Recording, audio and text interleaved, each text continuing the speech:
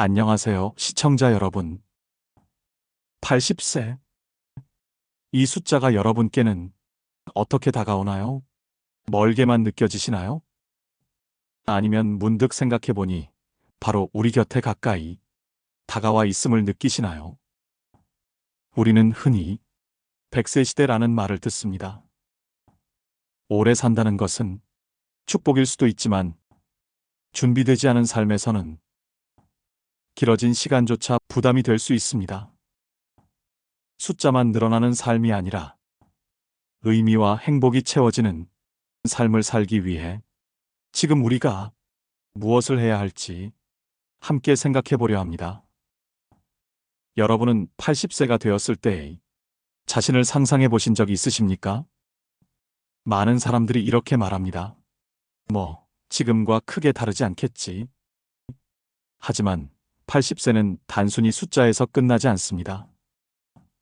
팔에 힘이 빠지고 가벼운 물건조차 들기 어려워지고 때로는 리모컨을 손에 쥐는 것도 힘겨운 일이 될 수 있습니다.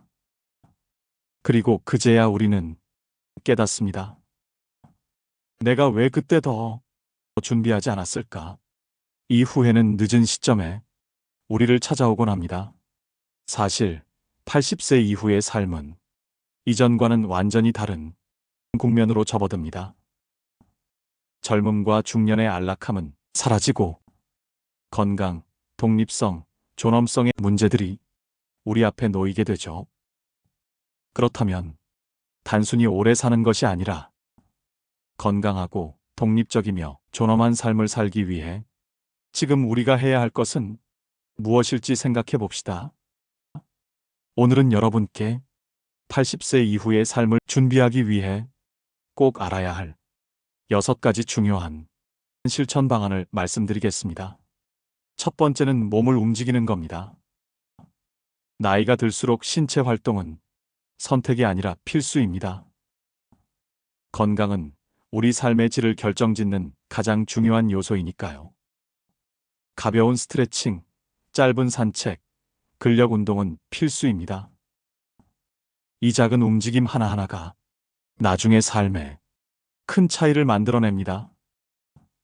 80 이후의 삶은 건강이 모든 것을 결정합니다. 성경에서도 말합니다. 너희 몸은 너희 안에 계신 하나님의 성전인 줄을 알지 못하느냐고 말씀합니다. 몸을 돌보는 것은 삶의 기본이자 우리가 지켜야 할 소중한 의무입니다. 건강은 단순히 신체적 상태만을 의미하지 않습니다. 그것은 자유와 자존감, 경제적 안정까지 모든 것과 연결되어 있습니다. 철학자 쇼펜하우어는 건강을 삶의 가장 큰 행복의 조건이라고 말했습니다. 건강을 잃으면 간단한 이동조차 힘들어지고 자존감은 무너집니다. 또한 병원 방문이 잦아지면 경제적 부담도 늘어나죠. 최근 일본에서는 건강한 노화를 목표로 한 커뮤니티 운동이 큰 주목을 받고 있습니다. 노인들이 하루 30분 걷기를 생활화하면서 건강 상태가 놀랍게 개선됐기 때문이죠. 뿐만 아니라 의료비 지출까지 줄어드는 효과를 얻은 거죠. 이 사례는 건강 유지가 개인뿐 아니라 사회 전체에도 얼마나 긍정적인 영향을 미치는지를 보여줍니다. 그렇다면 여러분은 건강을 위해 어떤 실천을 시작할 수 있을까요? 간단하면서도 효과적인 방법 몇 가지를 소개해 드리겠습니다. 첫 번째는 걷기 운동입니다. 하루 30분부터 시작해 보세요. 걷기는 가장 쉬우면서도 강력한 운동입니다. 심폐 기능과 다리 근육을 강화할 수 있고 자세 교정에도 큰 도움이 됩니다. 걸을 때는 허리를 곧게 펴고 배에 힘을 주는 것 잊지 마세요. 동양 철학에서는 걸음을 마음과 몸의 조화라고 봅니다. 한 걸음 한 걸음이 내면의 안정과 연결된다고 보고 있습니다. 두 번째로는 근력 운동입니다. 집에서도 충분히 가능합니다. 계단 오르내리기, 의자에서 앉았다 일어서기와 같은 간단한 동작을 하루에 10회씩 반복해 보세요. 또 가벼운 덤벨로 팔 근육을 강화하면 상체의 유연성과 힘을 유지할 수 있습니다. 불경에서도 말합니다. 몸을 움직여야 마음이 흐른다고 말입니다. 꾸준한 활동이 몸과 마음을 모두 건강하게 만듭니다. 세 번째는 균형 잡힌 식사를 하세요. 단백질과 비타민이 풍부한 음식을 섭취하고 자연에 가까운 식단으로 몸의 기초를 탄탄히 만드세요. 단백질은 노화 방지의 필수 요소입니다. 가능하다면 매 끼니에 닭가슴살, 생선, 두부, 달걀 같은 단백질이 풍부한 음식을 추가하세요. 만약 식사로 충분하지 않다면 단백질 쉐이크를 활용해도 좋습니다. 근육 유지뿐 아니라 에너지 회복에도 효과적입니다. 최근 연구에 따르면 단백질 섭취가 부족한 노인들은 골절 위험이 높아지고 회복 속도가 느려진다고 합니다. 네 번째는 정기 건강검진으로 미리 예방하는 것입니다. 1년에 한 번은 꼭 건강검진을 받으세요. 골다공증, 혈압, 혈당 관리를 통해 위험 요인을 조기에 발견하고 예방할 수 있습니다. 건강검진은 단순히 병을 찾는 것이 아니라 미래의 위험을 예방하는 첫걸음입니다. 결국 건강은 노후의 자유를 좌우합니다. 건강을 잃으면 우리가 당연하게 여겼던 많은 것들을 잃게 됩니다. 그러나 지금부터 꾸준히 몸을 돌본다면 건강은 여러분께 새로운 자유와 활력을 선물할 것입니다. 틱나탄 스님은 말했습니다. 몸과 마음은 서로 연결되어 있다. 건강을 관리하면 삶의 활력과 평온을 동시에 누릴 수 있습니다. 여러분, 오늘부터 시작하는 작은 노력이 80세 이후의 삶을 완전히 바꿀 수 있다는 것을 기억하세요. 두 번째는 재산 관리와 심플한 삶을 통해 노후의 안정성을 확보하는 방법입니다. 재산 관리는 단순히 돈을 관리하는 것이 아닙니다. 그것은 내가 삶의 주인이 되는 과정입니다. 미국 경제학자 밀턴 프리드먼은 이렇게 말했죠. 돈은 올바르게 사용될 때 자유를 준다. 하지만 재산 관리에 실패하면 돈이 우리를 통제하기 시작합니다.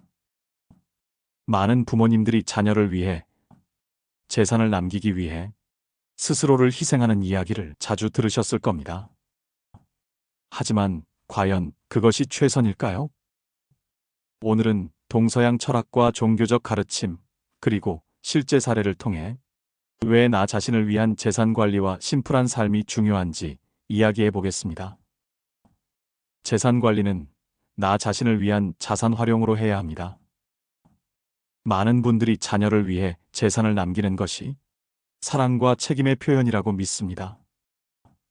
그러나 노년에는 나 자신을 돌보는 것이 자녀를 위한 최선의 선택일 수 있습니다. 중국 고전 도덕경은 이렇게 말합니다. 과도한 집착은 고통을 낳는다. 재산에 대한 지나친 집착은 삶의 균형을 깨뜨릴 수 있습니다. 서양 철학자 에픽테토스 역시 강조했습니다. 현명한 삶은 통제할 수 있는 것에 집중하는 삶이다. 재산 관리도 마찬가지입니다. 우리가 통제할 수 있는 자산을 활용해 더 나은 삶을 만들어야 합니다. 주택연금을 활용하는 방법도 그중 하나입니다. 집을 소유하고 계신다면 주택연금을 통해 매달 고정적인 생활비를 마련해 보세요. 일본의 사례에서는 주택연금을 활용한 노인들이 의료비와 생활비 부담을 줄이며 경제적 안정을 얻었습니다. 성경에서도 말합니다. 내가 수고한 대로 먹는 것이 복이다. 내 집이 내 삶을 돕는 도구가 될 수 있도록 활용하세요. 심플한 삶의 행복은 비움에서 얻는 만족을 가질 수 있습니다. 현대 사회에서는 물질적 소유와 소비가 곧 행복이라고 믿는 경향이 있습니다. 그러나 나이가 들수록 심플한 삶이 더 큰 행복을 가져다 줄 수 있습니다. 불경에서는 이렇게 가르칩니다. 비움이 곧 채움이다. 물질을 줄이고 삶의 본질에 집중할 때 우리는 마음의 평화를 얻습니다. 서양 철학자 헨리 데이비드 소로는 월든에서 말했죠. 단순함이야말로 삶의 정수다. 복잡한 삶에서 벗어나 진정한 행복을 찾아보는 건 어떨까요? 불필요한 물건을 정리하는 것은 심플한 삶을 살아가는데 도움이 됩니다. 지난 2년간 사용하지 않은 물건을 처분하거나 기부해 보세요. 단샤리 운동처럼 본질에 집중하는 삶의 방식을 실천할 수도 있습니다. 소비 습관을 점검해 필요 이상의 물건 대신 경험에 투자해 보세요. 가족과의 시간, 취미 활동, 여행 같은 경험이 더 큰 만족을 줄 것입니다. 또한 안정감을 위한 작은 시스템을 만들어 놓는 겁니다. 재산 관리와 심플한 삶의 목표는 결국 안정적이고 편안한 노후를 만드는 데 있습니다. 이를 위해 작은 시스템을 구축하면 훨씬 수월해집니다. 자동 이체 시스템을 활용해 보험료와 공과금 같은 고정 지출을 관리하고 응급 자금을 마련해 예상치 못한 상황에서도 안정감을 유지하세요. 작은 체크리스트를 만들어 매일 해야 할 일을 간단히 적어보는 것도 좋습니다. 운동 30분, 책 읽기 10분, 식물에 물 주기처럼 작은 성취감을 주는 리스트를 작성해 보세요. 불경에서도 말합니다. 작은 습관의 반복이 큰 변화를 가져온다. 이 작은 실천들이 쌓여 안정감 있는 노후를 만들어줍니다. 심플한 삶과 재산 관리로 만들어가는 노후의 행복은 마음의 여유를 찾고 삶의 본질에 집중하는 과정입니다. 오늘부터 작은 실천을 시작해 보세요. 여러분의 삶이 변화하면 그 변화는 자연스럽게 자녀와 가족에게도 전달될 것입니다. 지금의 선택이 여러분의 내일을 바꿀 수 있습니다. 세 번째는 가족에 대한 기대감과 집착을 줄이고 더 넓은 사회적 연결을 만들어가는 방법입니다. 외로움은 노년기의 가장 큰 적이지만 노년이 되면 많은 분들이 자녀나 가족에게 지나치게 의지하려는 경향이 있습니다. 하지만 이것은 부모와 자녀 모두에게 심리적 부담을 줄 수 있습니다. 공자는 말했습니다. 자식의 도리란 부모를 존경하는 것이지 부모의 삶을 대신하는 것이 아니다. 부모와 자녀가 서로의 삶을 존중할 때 관계는 더욱 건강해질 수 있습니다. 성경에서도 이렇게 말하죠. 자녀는 부모의 보물이다. 그러나 그 보물을 올바르게 나누어 써야 한다. 균형 잡힌 관계는 노년의 행복을 결정짓는 중요한 요소입니다. 자립적이고 건강한 가족 관계를 만드는 방법으로는 첫째, 자녀와의 역할과 기대 수준을 정리해 보세요. 부모가 기대하는 도움과 자녀가 현실적으로 줄 수 있는 도움을 솔직하게 조율하는 것이 중요합니다. 예를 들어, 긴급 상황에서 이 도움은 요청하되 일상적인 독립은 스스로 책임지는 합의를 만들어 보세요. 일본에서는 부모와 자녀가 부모 부양의 경계를 정하는 대화를 통해 관계를 개선한 사례가 많습니다. 둘째, 경제적 독립을 유지하세요. 자녀에게 재정적으로 의존하지 않도록 주택연금이나 정기적인 소득원을 활용하세요. 불경에서도 강조합니다. 자립은 스스로를 존중하는 길이다. 미국에서는 리버스 모기지를 활용해 부모가 자녀의 재정적 부담을 덜고 자신의 삶을 지속적으로 운영하는 사례가 늘고 있습니다. 작은 경제적 독립만으로도 의존을 줄이고 관계를 건강하게 유지할 수 있습니다. 셋째, 자신의 감정을 취미나 사회적 활동으로 스스로 다스려 보세요. 감정적으로 지나치게 가족에게 의지하지 않도록 주의하는 것이 중요합니다. 서양 철학자 스피노자는 말했습니다. 진정한 자유는 내 감정을 스스로 조율할 때 온다. 가족 외의 사회적 연결을 만들어가는 방법이 중요합니다. 가족에 대한 집착을 줄이는 동시에 가족 외의 느슨한 사회적 연결을 만들어 놓으면 삶의 활력과 안정감을 얻을 수 있습니다. 불경에서는 이렇게 말합니다. 작은 연결이 큰 마음의 집을 짓는다. 부담 없는 관계는 삶의 평화를 가져다 줍니다. 최근 연구에 따르면 가족 외에 느슨한 사회적 관계를 가진 노인들이 심리적 안정감과 자존감이 높은 것으로 나타났습니다. 이는 사회적 고립을 예방하는 데도 큰 효과가 있습니다. 지역 커뮤니티에 참여해 보세요. 독서 모임, 요가 클래스, 텃밭 가꾸기 같은 활동을 통해 공통의 관심사를 가진 사람들과 자연스럽게 관계를 형성할 수 있습니다. 일본의 지역 커뮤니티 카페는 노인들의 사회적 연결을 확장하는 사례로 주목받고 있습니다. 또한 일상 속에서 작은 소통을 늘려보세요. 산책 중에 마주치는 사람과 가볍게 인사를 나누거나 자주 가는 카페에서 점원과 친근한 대화를 나누는 것만으로도 심리적 안정감을 얻을 수 있습니다. 디지털 플랫폼을 활용하여 새로운 사회적 연결을 시도해보는 것도 좋습니다. 중노년층에게 디지털 플랫폼은 새로운 기회를 열어줄 수 있는 강력한 도구입니다. 카카오톡 오픈 채팅, 네이버 밴드, 당근마켓 커뮤니티 같은 플랫폼은 취미를 공유하거나 지역 정보를 나누는 그룹에 가입해 관계를 확장할 수 있는 좋은 방법입니다. 카카오톡 오픈 채팅으로 걷기 모임이나 그림 그리기 그룹을 찾아보세요. 서울 근교 걷기 모임에 참여한 한 분은 매주 함께 산책하며 건강을 관리하고 새로운 친구를 만났다고 합니다. 네이버 밴드에서는 지역 중심의 텃밭 가꾸기 모임이나 자원봉사 활동 그룹을 찾을 수 있습니다. 공통의 관심사를 기반으로 한 활동을 통해 자연스러운 연결이 가능합니다. 당근마켓의 동네 생활 기능을 활용해 지역 주민과 소통을 시작해 보세요. 부산에 거주하는 한 분은 당근마켓에서 시작한 정기 영화 관람 모임에 참여해 지역 친구들과 새로운 관계를 맺었습니다. 소셜 플랫폼으로 만드는 작은 시작이지만 큰 변화를 만들 수 있습니다. 소셜 플랫폼은 단순히 사람을 만나는 도구가 아니라 중노년층에게 심리적 안정과 활력을 제공하는 새로운 기회가 될 수 있습니다.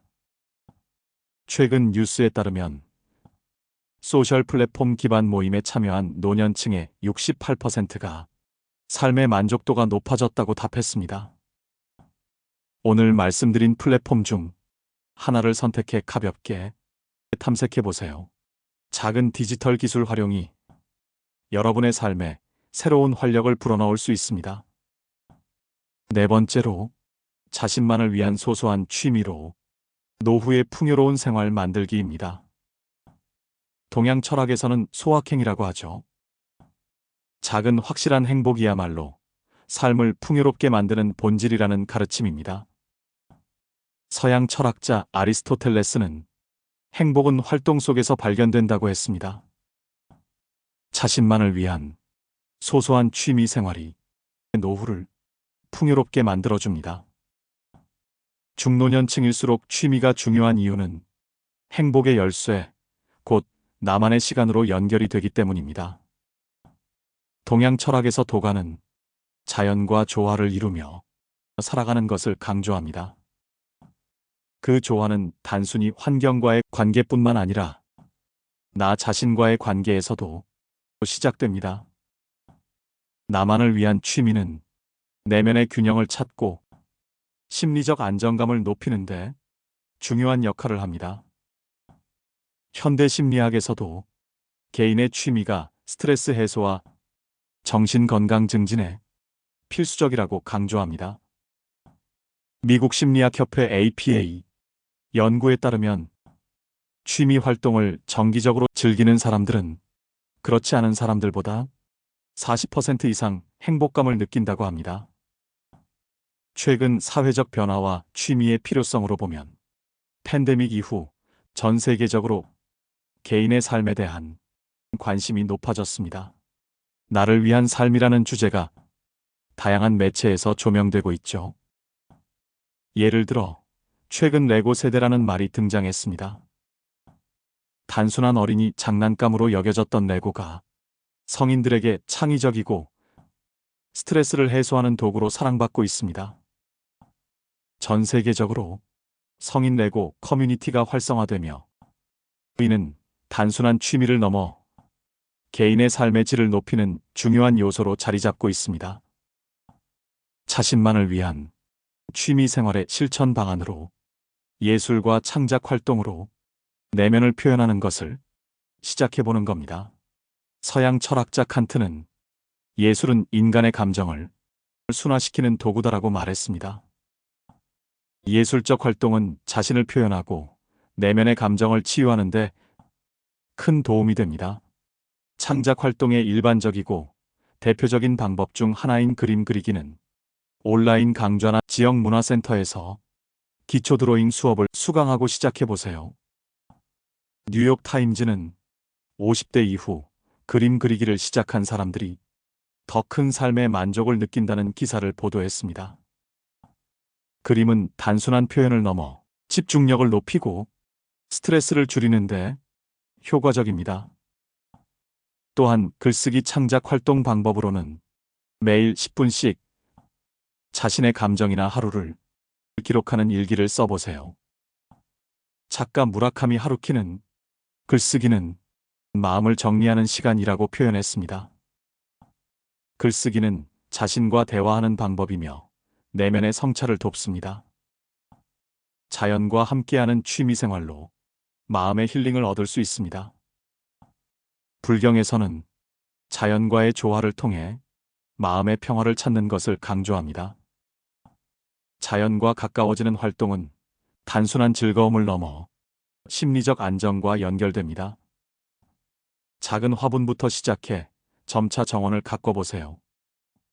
영국에서는 정원 가꾸기가 노년층의 건강과 행복에 미치는 긍정적 효과에 대한 연구가 활발히 이루어지고 있습니다. 식물이 자라는 모습을 보며 성취감을 느낄 수 있고 자연과의 교감이 심리적 안정감을 제공합니다. 자연과 연결된 산책과 등산 방법으로는 하루 30분씩 공원에서 산책하거나 주말마다 가까운 산을 찾아가 보세요. 팬데믹 기간 동안 한국의 등산 인구가 급격히 늘어나며 힐링 등산이 주목받고 있습니다. 걷는 동안 자연의 소리를 들으며 스트레스를 해소하고 심폐 건강도 함께 증진됩니다. 손으로 하는 활동은 예전부터 치매 예방에 탁월하다고 알려져 있습니다. 몰입과 치유의 시간으로도 유용합니다. 손으로 무언가를 만드는 행위는 정신과 신체를 동시에 단련시킵니다. 성경에서도 내 손으로 하는 모든 일을 기쁨으로 하라는 말씀이 있죠. 뜨개질과 공예는 어떻습니까? 뜨개질 키트를 구매하거나 지역 공예 수업에 참여해 보세요. 미국의 한 연구에 따르면 뜨개질은 치매 예방과 스트레스 해소에 효과적입니다. 손으로 무언가를 만들어내는 과정은 몰입감을 주고 완성 후 성취감을 느끼게 합니다. 또한 평소 좋아하는 음식을 새로운 레시피로 만들어 보세요. 한국에서는 최근 노년층을 대상으로 한 쿠킹 클래스가 인기입니다. 요리는 창의력을 자극하고 완성된 음식을 나눌 때 사회적 관계도 형성할 수 있습니다. 취미를 통해 얻는 삶의 변화는 행복감의 증대와 건강한 노후에 많은 활력을 줍니다. 취미는 단순히 시간을 보내는 활동이 아닙니다. 이는 내면의 만족감을 키우고 스트레스와 고독을 줄이는 강력한 도구입니다. 최근 연구에서는 취미 활동을 정기적으로 하는 노년층이 그렇지 않은 사람들보다 우울증 위험이 50% 낮다는 결과를 보여줍니다. 취미로 삶을 바꾼 사람들 이야기는 많습니다. 예로 한국에서는 최근 뜨개질로 창업을 한 60대 여성의 이야기가 화제가 되었습니다. 그녀는 단순히 시작한 취미가 자신감을 키우고 사회적 관계를 확장하는 계기가 되었다고 말했습니다. 이처럼 작은 시작이 큰 변화를 가져올 수 있습니다. 자신만을 위한 취미는 단순한 활동을 넘어 삶의 본질을 찾는 여정입니다. 아리스토텔레스는 행복은 우리가 가장 좋아하는 일을 하는 데서 온다고 했습니다. 오늘부터 여러분이 좋아하는 일을 찾아 작은 발걸음을 시작해 보십시오. 작은 변화가 모여 노후의 풍요로운 삶을 만들어 갈 것입니다. 5번째는 고요함에서 찾는 풍요로움에 대한 이야기입니다. 우리는 종종 고요함을 외로움으로 착각하곤 합니다. 하지만 고요한 시간은 스스로를 돌아보고 내면의 평화를 찾는데 꼭 필요한 시간입니다. 동양 철학에서는 이렇게 말하죠. 정 속에서 동을 찾는다. 고요함 속에서 우리는 삶의 중심을 다시 세울 수 있습니다. 서양 철학자 파스칼도 이렇게 말했습니다. 모든 인간의 문제는 조용히 혼자 방에 앉아있지 못하는 데서 비롯된다. 고요한 시간이 필요한 이유는 바로 고요함이 주는 힘 때문입니다. 그 힘은 단순히 소음이 없는 상태를 의미하지 않습니다. 고요함은 내면을 정리하고 삶의 방향을 재정비할 기회를 제공하죠.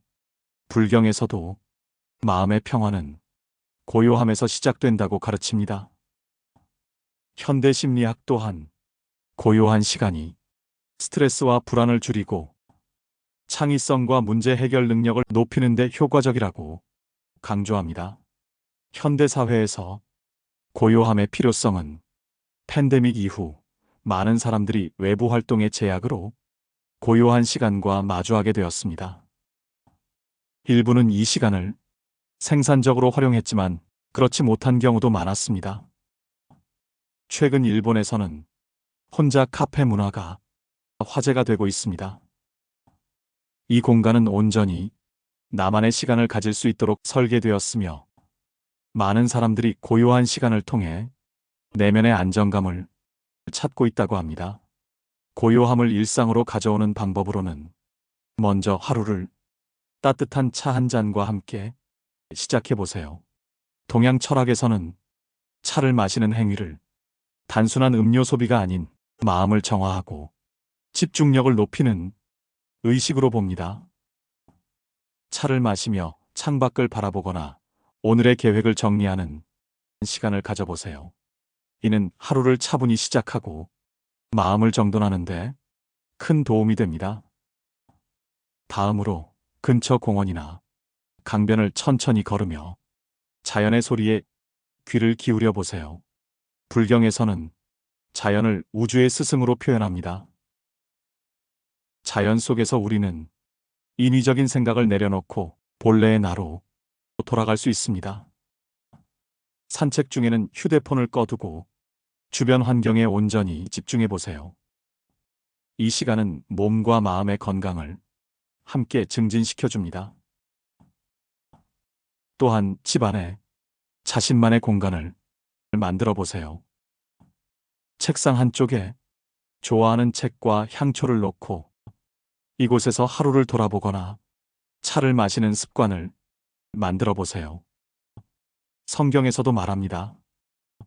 내 집은 너의 피난처이다. 집안에 작은 피난처를 만들어 나만의 시간을 즐겨보세요. 음악과 함께하는 시간도 좋은 방법입니다. 클래식, 재즈, 혹은 잔잔한 음악을 틀어두고 눈을 감고 감상해 보세요. 서양 철학자 플라톤은 말했습니다. 음악은 영혼을 깨우는 도구다. 음악은 혼자 있는 시간을 더욱 풍요롭고 감각적으로 만들어줍니다. 하루 10분만이라도 음악과 함께 고요함을 느껴보세요. 고요함은 내면의 성장으로 이어집니다. 고요한 시간은 단순히 외로움이 아닙니다. 그것은 스스로를 돌아보고 성장할 수 있는 기회입니다. 성경에서도 이렇게 가르칩니다. 고독 속에서 하나님을 만나라. 이는 고독을 두려워하지 말고 내면의 목소리에 귀 기울이라는 메시지입니다. 혼자 있는 시간을 활용해 자신을 돌아보는 것도 좋습니다. 하루에 10페이지씩 자기계발서나 철학책, 긍정적인 메시지가 담긴 에세이를 읽어보세요. 독서는 새로운 시각을 제공하며 삶의 방향을 재설정하는데 큰 도움을 줍니다. 또한 자기 반성과 계획을 세우는 시간을 가져보세요. 삶을 돌아보고 개선할 점이나 이루고 싶은 목표를 적어보는 것도 좋습니다. 서양 철학자 에픽테토스는 이렇게 말했습니다. 삶은 계획된 대로 이루어진다. 자신만의 실천 계획을 세우고 이를 실행하면 삶의 의미를 더욱 깊이 느낄 수 있습니다. 고요함에서 평화를 찾아보세요. 인간은 혼자 와서 혼자 인생을 살아갑니다. 고요한 시간은 내면의 평화를 가져다 줍니다. 명상, 일기 쓰기, 고요한 활동을 통해 혼자 있는 시간을 충만하게 활용해 보세요. 불경에서는 말합니다. 마음의 고요가 삶의 시작이다. 작은 실천이 쌓이면 고요함은 더 이상 두려움이 아니라 우리 삶을 풍요롭게 만드는 중요한 일부가 될 것입니다. 마지막 6번째는 중노년층이 자주 마주하는 고민, 비교와 체면을 넘어 나만의 삶을 사는 방법에 관한 이야기입니다. 중노년층이 되면서 우리는 이런 생각을 자주 하게 됩니다. 왜 저 사람처럼 안정된 삶을 살지 못할까? 남들은 자녀도 잘 되고 경제적으로 여유 있어 보이는데 나는 왜 이렇게 부족할까? 이런 비교는 우리의 마음을 무겁게 하고 삶을 더 힘겹게 느끼게 만듭니다. 하지만 동양 철학에서는 이렇게 말합니다. 천하에는 오직 나만의 길이 있다. 이 말은 각자에게 맞는 고유한 삶의 방향이 있다는 뜻입니다. 서양 철학자 에머슨도 경고했죠. 타인과 같아지려 할수록 자신을 잃는다. 우리가 비교에 빠지는 이유는 삶의 기준을 외부에 두기 때문입니다. 다른 사람의 성공이나 삶의 모습을 자신의 기준으로 삼으려다 보니 스스로를 과소평가하게 되는 겁니다. 불경에서도 이렇게 가르칩니다. 삶은 자신의 업으로 이루어진다. 각자의 삶에는 각자의 속도와 방향이 있습니다. 남과 비교하지 않고 자신의 삶에 충실할 것을 강조합니다. 중노년층에게 중요한 것은 남의 기준이 아닌 내 삶의 기준을 만드는 겁니다. 이를 위해 간단한 실천법을 소개해 드리겠습니다. 먼저 행복했던 순간을 기록해 보세요. 하루 중 만족스러웠던 순간이나 사소한 기쁨을 떠올려 보는 겁니다. 예를 들어 아침에 좋아하는 음악을 들으며 차를 마신 시간 같은 소소한 순간도 좋습니다. 다음으로 감사 일기를 써보세요. 하루에 감사했던 일 3가지를 적어보는 겁니다. 혹은 오늘 건강히 산책을 다녀왔다 같은 작은 일도 괜찮습니다. 심리학 연구에 따르면 감사하는 습관은 우울감을 줄이고 삶의 만족도를 높이는데 큰 도움을 준다고 합니다. 현대사회에서 소셜미디어는 비교를 부추기는 가장 큰 원인 중 하나입니다. 우리는 타인의 멋진 순간만을 보고 자신의 현실과 비교하며 더 큰 좌절감을 느끼곤 합니다. 스마트폰 사용 시간을 줄여보세요. 하루 1시간 이하로 소셜미디어 사용을 제한하고 그 시간을 산책, 독서 혹은 가족과의 대화로 채워보세요. 또는 하루나 일주일 동안 소셜 미디어를 완전히 끊어보는 디지털 디톡스를 시도해 보세요. 이 과정을 통해 내가 진정으로 원하는 것이 무엇인지 발견할 수도 있을 것입니다. 마지막 6번째 주제는 비교와 체면을 넘어 나만의 삶을 사는 방법에 관한 이야기입니다. 중노년층이 되면서 이런 생각을 해보신 적 있으신가요? 왜 나는 저 사람처럼 안정된 삶을 살지 못할까? 남들은 자녀도 잘 되고 경제적으로 여유 있어 보이는데 나는 왜 이렇게 부족할까? 이런 비교는 우리의 마음을 무겁게 하고 삶을 더 힘겹게 느끼게 만듭니다. 동양 철학에서는 말합니다. 천하에는 오직 나만의 길이 있다. 이는 각자에게 맞는 고유한 삶의 방향이 있다는 뜻입니다. 서양 철학자 에머슨도 경고했습니다. 타인과 같아지려 할수록 자신을 잃는다. 우리가 비교에 빠지는 이유는 삶의 기준을 외부에 두기 때문입니다. 비교가 아닌 자신의 삶에 충실할 것을 강조하는 메시지입니다. 비교를 멈추고 자신만의 기준을 세우기 위한 구체적인 방법으로는 행복했던 순간 기록하기를 시작해 보십시오. 매일 하루를 돌아보며 가장 기뻤던 순간이나 만족스러웠던 일을 기록해 보세요. 서울에 사는 한 60대 여성은 감사일기와 함께 행복 기록을 시작하면서 자신의 삶이 남부럽지 않다는 것을 깨달았다고 합니다. 심리학 연구에 따르면 감사하는 습관은 우울감을 줄이고 삶의 만족도를 크게 높여줍니다. 체면을 줄이고 솔직함의 가치를 조금씩 연습해 보세요. 우리는 체면을 지키기 위해 원하지 않는 일을 하거나 필요 이상의 책임을 떠안기도 합니다. 또한 부담스러운 부탁을 받았을 때 지금은 어려울 것 같아요. 다른 방법을 생각해 보시는 건 어떨까요? 라고 정중히 말하는 연습을 해보세요. 처음에는 어려울 수 있지만 이 연습은 삶의 균형을 되찾는데 큰 도움이 됩니다. 자녀나 배우자에게 감정을 솔직히 표현해 보세요. 예를 들어, 오늘은 나만의 시간이 필요해요. 이건 나에게 너무 큰 부담이에요. 우리 함께 해결책을 찾아보면 어떨까요? 솔직함은 관계를 건강하게 만들고 신뢰를 쌓는데 가장 중요한 요소입니다. 남과 비교하지 않으려면 내 삶에서 소중한 점들을 발견하는 습관이 필요합니다. 스스로를 칭찬하는 습관도 들여보세요. 예를 들어, 오늘은 충분히 잘했어. 라고 자신을 격려해 보세요. 남들이 아닌 내가 좋아하는 것을 기준으로 선택해 보세요.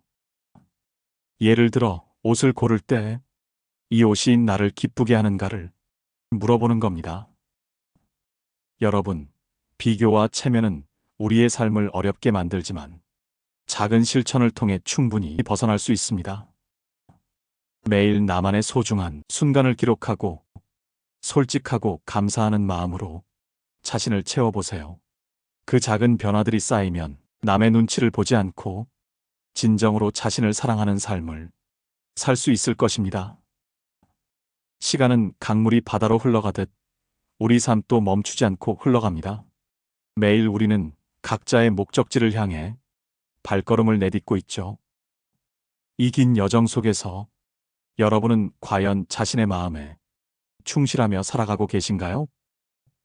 혹은 타인의 시선과 기대에 얽매여 소중한 시간을 흘려보내고 있진 않으신가요?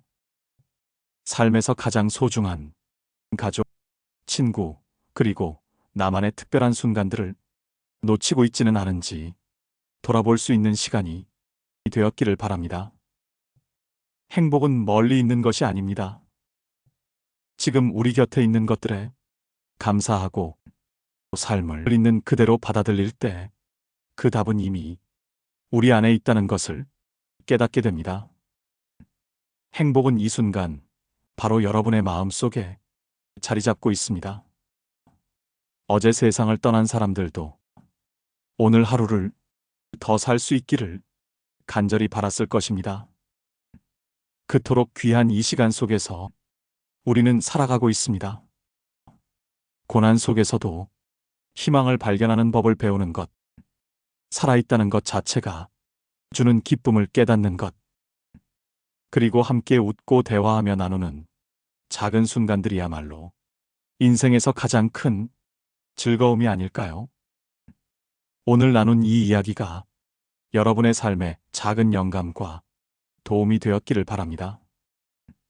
특히 인생의 후반전을 준비하고 설계하는데 따뜻한 조언이 되었기를 진심으로 기원합니다.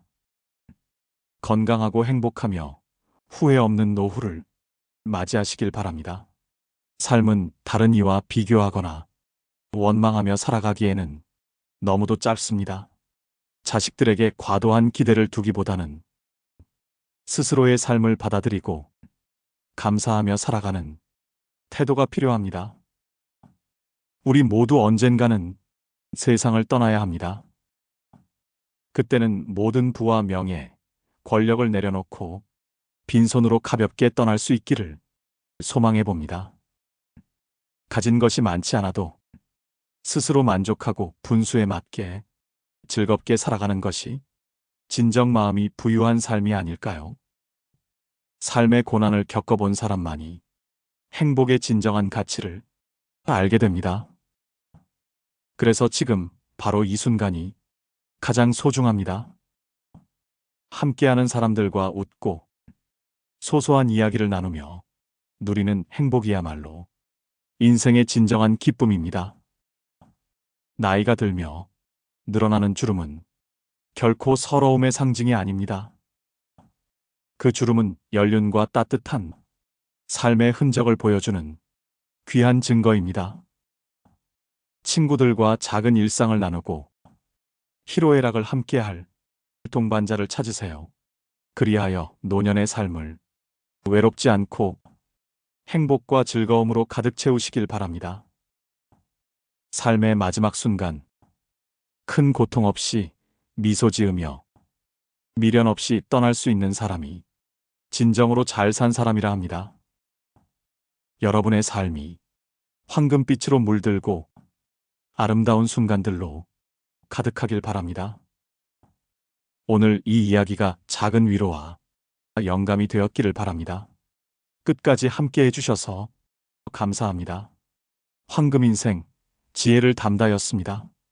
여러분의 행복과 성장을 언제나 응원합니다. 좋아요와 구독은 큰 힘이 됩니다.